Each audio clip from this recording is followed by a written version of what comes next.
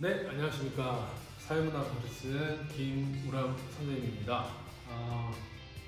지난 시간에 OT 영상으로 여러분들하고 만나 뵀었죠.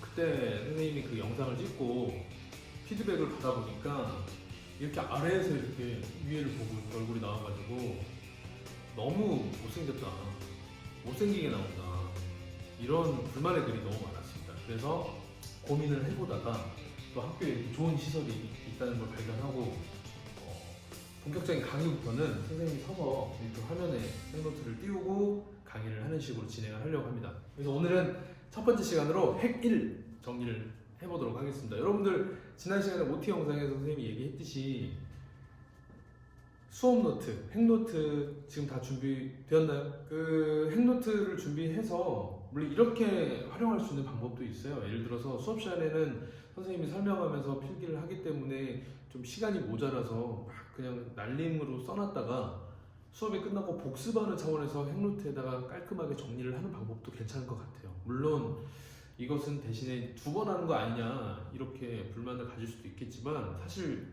제일 중요한 것은 수업 시간에 같이 여러분들하고 수업을 열심히 하는 것도 좋지만 복습을 하지 않으면 선생님 생각할 때 아무 의미가 없습니다. 여러분들이 아무리 머리가 좋고 뛰어나도 수업 때 공부한 내용을 일정 시간 안에 다시 한번 복습하지 않으면 전부 다 날아가 버립니다. 딜리트가 된다는 뜻이에요. 그래서 선생님은 수업 시간에 조금 이렇게 빠른 글씨로 대충 정리를 하면서 정리를 해놨다가 수업이 끝나고 복습 뭐 30분이면 되잖아요. 관련된 교과서 페이지 잠깐 읽어보는데 두세 페이지밖에 안 됩니다. 그러니까 30분만 투자해서 복습하면서 그 내용을 핵노트에 좀 깔끔하게 다시 정리를 하면 어떨까, 이런 방법을 추천드리겠습니다. 이렇게 해서 오늘 이제 사회문화 핵노트 처음 들어갈 건데요. 핵 1은 한눈에 정리하기라고 제목을 잡았습니다. 무슨 얘기냐면 우리 사회문화라는 과목의 교과서를 지금 여러분들 한번 쭉 보시면 목차를 한번 펴보실게요. 목차 총 5개 단원으로 구성이 되어 있습니다. 그래서 이 페이지를 크게 그리면 좋을 것 같아요. 훨씬 더 뭐 2페이지를 활용해서 넓게 그려놔도 좋고, 여러분들이 나중에 이 뼈대만 그려놨다가 우리가 핵노트 끝까지 사회문화를 완전 정복하고 난 뒤에 그리고 나서 핵 2를 다시 보시면 이게 정말 뼈대만 딱 남아져 있구나, 여기다 내가 살을 채워야지 하면서 여러분들이 키워드를 여기다 더 집어넣어도 될 것 같아요. 무슨 말인지 이해 가시죠? 약간 마인드맵 느낌으로. 그래서 핵 1을 크게 한번 정리를 해보겠습니다. 자, 한눈에 정리하기. 그래서 우리가 이제 공부하려고 하는 이 단원 이름이 바로 사회문화입니다. 사회문화. 여러분들 사회문화를 왜 선택을 하셨습니까? 1번 제일 많이 하니까, 2번 선배들이 제일 쉽다고 해서, 3번 1, 2번 안에 답이 다 있을 것 같은데, 사회문화라는 과목을 관심을 갖고 막 이 과목이 너무 좋아서 하고 싶다라고 처음에 생각을 하는 친구들이 많이 없을 것 같아요. 왜냐하면 예를 들어서 정치와 법이라는 과목, 뭐 한국지리 이런 과목들은 우리가 안 해봐도 대충 알거든. 들어가면 어떤 교과서 내용이 어떤 게 나올지 예측이 돼요. 그렇잖아요? 근데 사실 사회문화는 굉장히 좀 추상적인 단어여서 무슨 내용이 나올까? 잘 모르고 접근하는 친구들이 굉장히 많을 거예요. 선생님도 그랬고. 선생님이 참고로 이제 교사가 되기 위한 임용시험을 준비하면서 이제 전공 과목 공부를 하잖아요. 그래서 사회학, 뭐 정치학, 법학, 경제학, 그리고 뭐 교육학, 뭐 쭉쭉 이렇게 몇 개 과목을 공부를 하는데 제일 만만하게 봤던 과목이 바로 이 사회학이었는데, 결국 나중에 합격할 때 들었던 생각이 이게 저는 제일 힘들더라고요. 문제 맞추기도 되게 힘들고 학문의 깊이가 너무 다른 과목에 비해서 더 공부하기 좀 힘들었다는 생각이 많이 들었어요. 그만큼 뭐 눈에 딱 보이고 잡히는 그런 얘기라기보다는 뜬구름 잡는 그런 내용들이 좀 등장을 많이 해서 그런 느낌을 느끼지 않았나 이렇게 생각을 하거든요. 하지만 여러분들이 이미 선택한 이상 선생님 같은 실수를 하지 않고 사회문화에 흥미를 붙일 수 있도록 선생님 최대한 한번 노력을 해보도록 하겠습니다. 일단 사회문화는 대학에 가면 있는 과 사회학과라는 과에서 공부하게 되는 사회학이라는 이 학문하고 또 문화인류학과도 있어요. 문화인류학과, 문화인류학이라는 내용이 합쳐져 있는 그런 과목이라고 보시면 됩니다. 물론 이것뿐만이 아니고 사회조사 방법론 등 여러 가지가 또 부수적으로 들어가 있지만 가장 뼈대가 되는 것은 사회학과, 문화인류학. 그 중에서도 사회학의 비중이 가장 큰 그런 과목이라고 보시면 돼요. 사회학은 지금도 굉장히 뜬구름 잡는 얘기 같죠? 사회학이 도대체 뭘까? 이것은 선생님이 지금 이런 과목입니다라고 말을 하는 것보다 여러분들이 이 핵을 하나씩 끝나갈 때마다 어떤 느낌이구나 이렇게 이해를 하는 게 더 좋을 것 같아요. 참고로 선생님이 좋아하는, 여러분들도 좋아할지 모르겠지만 연예인들 중에 사회학과 출신 선생님 되게 존경하는 가수들이 있는데 이적이라는 사람 아니려나? 사회학과 출신이고요. 그 다음에 여러분들이 안 좋아할지도 모르겠는데 장기하라는 가수 또 사회학과 출신이거든요. 이 분들의 노래를 들어보면 선생님도 사회학을 공부를 했지만 이 사회학과 나온 사람이라 역시 가사가 이렇구나 이런 걸 느낄 수가 있게 되더라니까요. 궁금하죠? 그것은 여러분들이 선생님하고 사회문화를 열심히 공부하다 보면 터득할 수 있을 겁니다. 되게 별것 있지도 않은데 있는 것처럼 얘기하죠. 네. 아무튼 그렇고요. 그 다음에 아직 사실 이걸 발견한 지가 얼마 안 돼서 사용 방법이 조금 미숙한 부분이 있습니다. 여러분들이 이해해 주시기 바라고요. 사회문화를 공부하는 목적은 이렇게 하겠습니다. 사회를 바라보는 눈 키우기.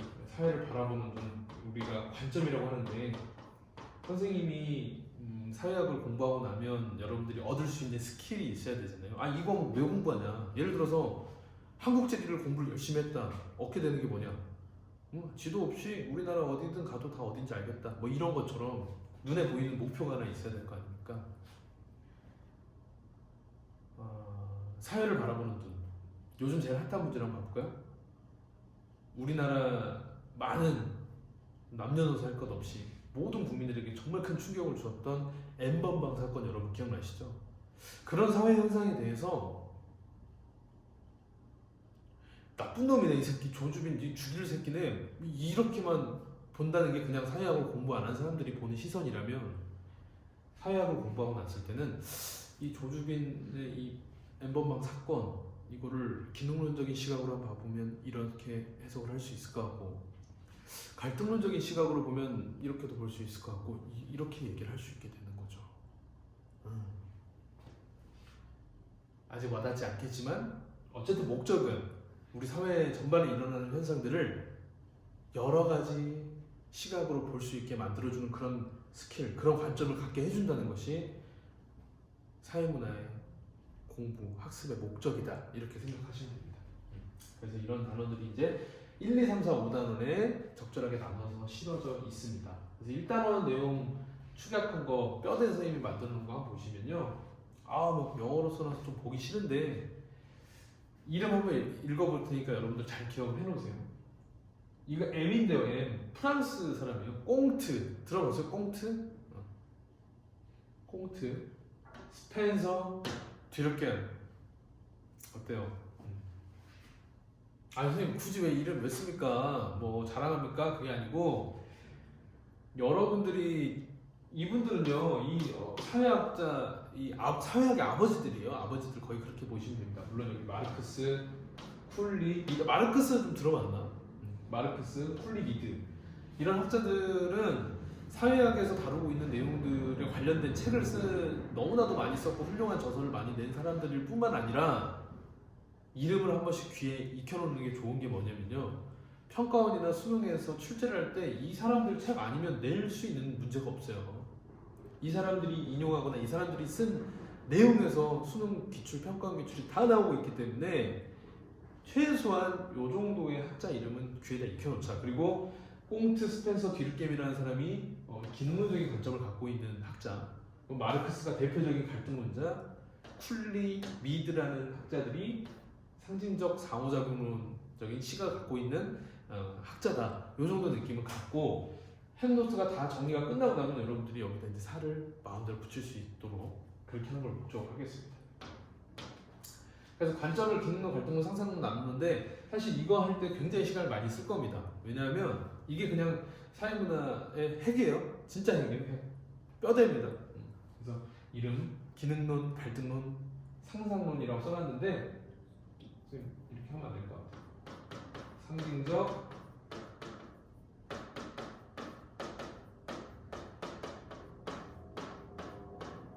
상호작용론이라는 관점입니다. 기능론, 갈등론, 상징적 상호작용론. 그래서 여러분들 한번 지금 입으로 한번 해보세요. 기능론, 갈등론, 상징적 상호작용론. 이름 익숙해지도록 노력해야 됩니다. 1년 동안. 1년 동안이 아니죠. 수능시험을 보는 친구들까지 2년 동안. 자, 그 다음에 사회문화 현상을 이제 탐구를 하는데요. 어떻게 탐구할 거냐? 그래서 연구하는 방법이 두 가지가 있습니다. 양적으로 연구를 할 거냐, 질적으로 연구를 할 거냐. 근데 양이냐 질이냐 이 얘기는 여러분들도 이해를 할 수 있지 않을까 싶은데 양으로 연구한다? 엄청 많이 연구를 해버려가지고 양으로 승부하겠다. 질은 뭐 연구하는 양이 많지는 않지만 정말 질로 승부하겠다. 이런 느낌입니다. 그 의미가 맞습니다. 그래서 양적 연구하고 질적 연구 내용이 어떻게 다른지, 어떻게 탐구를 하는 건지 내용을 살펴볼 거고요. 그 다음에 여기다 플러스 사회문화 현상을 탐구할 때 어떤 태도를 해야 되는가, 또 지켜야 될 윤리적인 측면이 뭐가 있는가, 이런 것까지 살펴보는 거예요. 선생님이 수업 시간에 한번 예를 들겠지만 예전에 이런 실험이 있었어요. 사람들이 길에 떨어져 있는 10,000원짜리를 보고 어떻게 행동을 할까, 이런 연구를, 사회문화 현상을 연구를 하는데 저 멀리 카메라를 숨겨놓고 그 사람 옆에 10,000원짜리가 떨어져 있는 걸 이렇게 몰래 찍고 있는 거죠. 요새 막 유튜브에 이런 몰카도 굉장히 많잖아요. 그래서 그 돈을 발견한 사람이 뭐지 하다가 뭐지 하다가 이렇게 쓱 10,000원짜리를 주머니에 넣는 순간 카메라가 막 뛰어가가지고 네 아니 지금 길거리에 떨어져 있는 것도 주머니에 넣으면 절도에 해당하는 거 모르십니까? 막 이렇게 해버리고 얼굴도 막 신상 명세가 다 나가고. 이게 윤리적으로 사회문화 현상 연구에 물론 다른 사람들에게 도움이 되는 연구일 수도 있지만 그 연구 대상자에게 윤리적인 일인가 이런 것도 따져보는 게 탐구 방법에서 다루는 내용입니다. 그 다음에 이 사회문화 현상을 탐구하려면 자료를 수집을 해야 될 거 아니에요? 방금 선생님이 말한 것처럼 몰래카메라 영상을 만든다든지 뭐 이런 자료를 수집하는 방법, 질문지로 할 건지 면접으로 할 건지 문헌을 연구할 건지 참여 관찰을 해볼 건지 실험을 해볼 건지 이런 방법들을 통해서 어떻게 연구를 하는지, 이 지금 5개 단원 중에 1단원이지만 선생님 좀 길게 얘기한 이유가 거의 여기서 수능 문제 한 30% 이상이 출제가 됩니다. 그만큼 출제 비중이 높은 단원이고 가장 중요하게 생각하는 사회문화 내용에서 가장 중요하게 생각하는 단원이기 때문에 1단원, 2단원도 그렇거든요. 그래서 1, 2단원에 좀 투자를 많이 할 생각이에요. 자, 두 번째 단원으로 넘어가면 개인하고 사회에 관련된 내용이 나옵니다. 개인과 구조, 개인은 뭐고 사회 구조는 뭐고 이런 내용들을 다루게 될 건데요. 일단 뭐 개인에 관련된 내용에서 다루는 부분은 뭐냐면 우리가 엄마 뱃속에서 나와가지고 선생님이 이렇게 서가지고 여러분들한테 강의를 하고 될 수 있었던 이유는 사회화를 했기 때문이겠죠. 예를 들어서 선생님 어머니가 선생님을 낳는데 아니 뭔 이런 새끼가 다 나왔어. 그래가지고 나를 그냥 산속에다가 버렸다면, 그리고 그 산속에서 늑대 친구들이 저를 키웠다면 전 이렇게 걸어다니거나 한국어, 언어를 사용하거나 이러지 못했겠죠. 그런 걸 사회화라고 합니다. 사회화를 해서 지위나 역할을 획득하게 되고 또 그럼에도 불구하고 개인이 일탈을 하는 과정, 사회학적으로도 본다는 겁니다. 근데 이제 개인이 혼자가 아니라 2명 이상 사람들이 모이게 되고 그 안에 소속감을 가지고 그 상황을 지속적인 상호작용을 하게 되면 우리는 그걸 또 집단이라고 부르게 되죠. 뭐 집단, 일상에서 쓰는 용어이기 때문에 어렵진 않겠죠. 그리고 이런 3가지 조건이 또 갖춰지면 우리는 이제 이거를 조직이라고 부릅니다.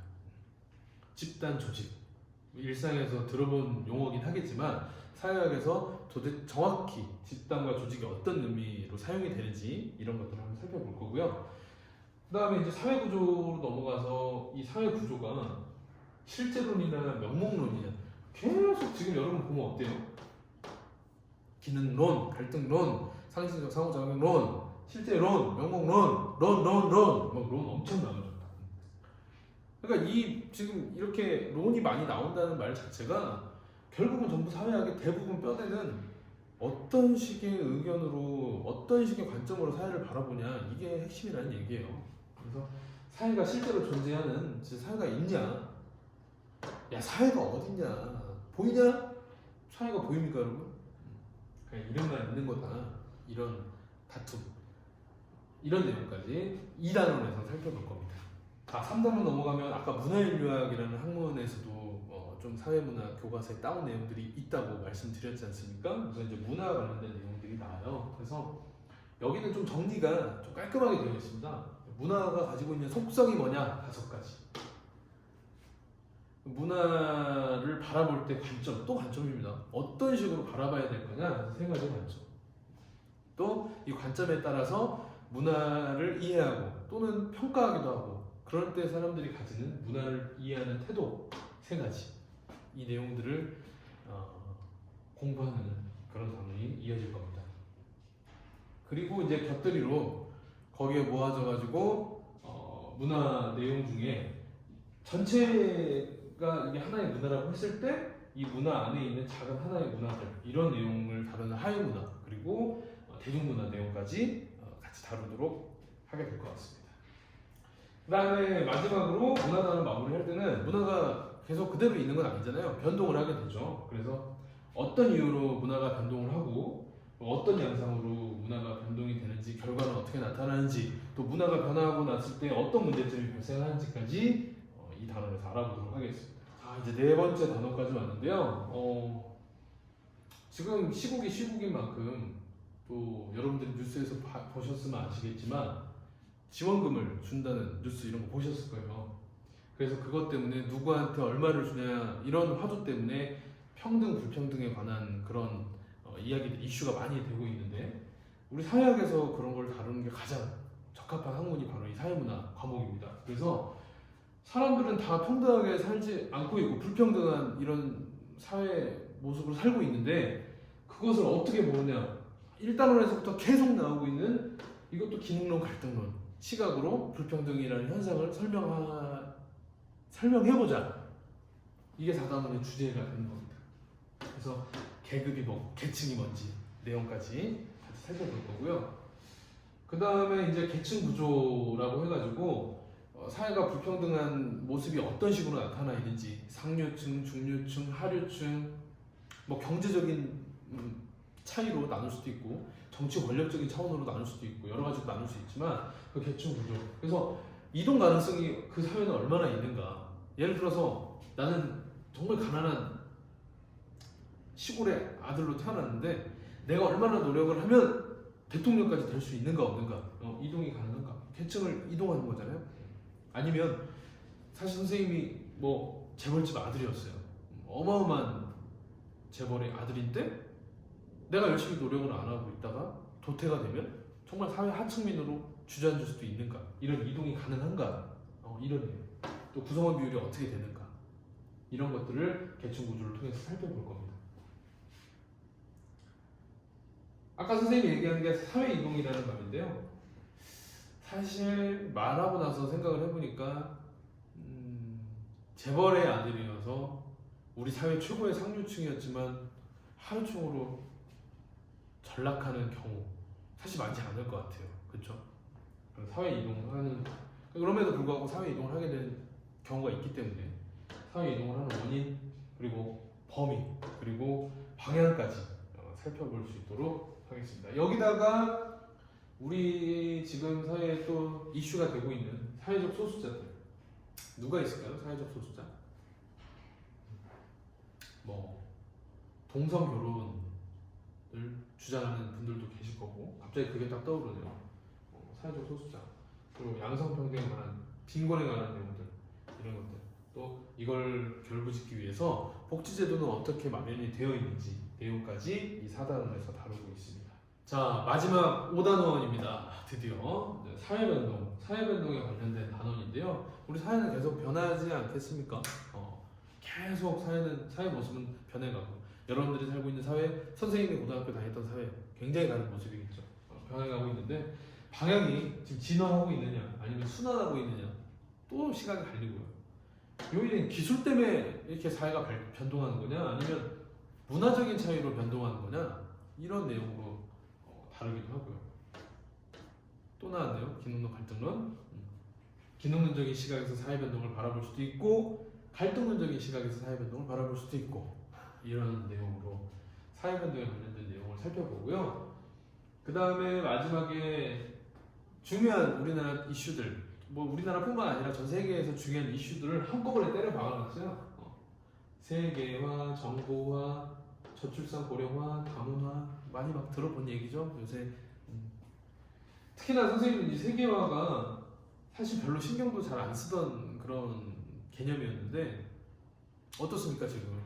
중국의 우한이라는 나라에서 발생한 코로나 바이러스가 지금 너무나도 멀리 있는 이탈리아를 아예 그냥 풍비박산을 내고 미국 말할 것도 없고 스페인 등 영국 총리까지 지금 쓰러져 있지 않습니까?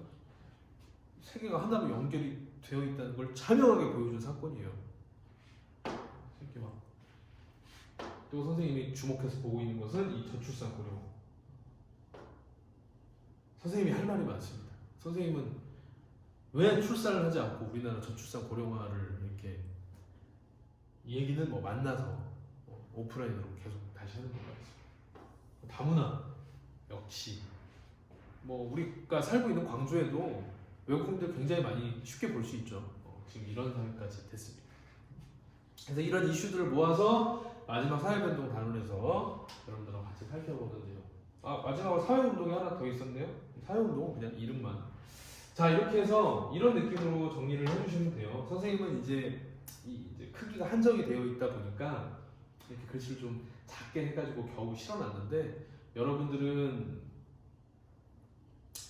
웬만하면 조금씩 이렇게 텀을 두고 여유를 두고 이거를 마련해 놓으면 나중에 끝까지 정리를 하고 나서 이제 사회문화 시험 보기 한 5분 전에 이 핵 1만 한번 쭉 보면서 그래 이렇게 시작했었지 사회문화 공부를 쭉 해서 한 2년 동안 공부했던 게 5분 만에 압축이 돼서 주마등처럼 따다다다다다닥 흘러가면서 딱 덮는 순간 책상 앞으로 가방 다 빼세요 하면서 시험지가 나눠지면서 사회문화를 1등급을 맞게 되는 그런 아름다운 그림으로 그 하나의 페이지로 여러분들이 만드시기 바라겠습니다. 자, 이렇게 해서 핵일 한눈에 정리하기 내용 우리가 다루게 될 사회문화 5개 단원에서 어떤 내용으로 여러분들과 같이 공부를 하게 되는 건지 간략하게 설명을 드렸고 다음 시간에 핵 2부터 다시 찾아뵙도록 하겠습니다. 이상입니다.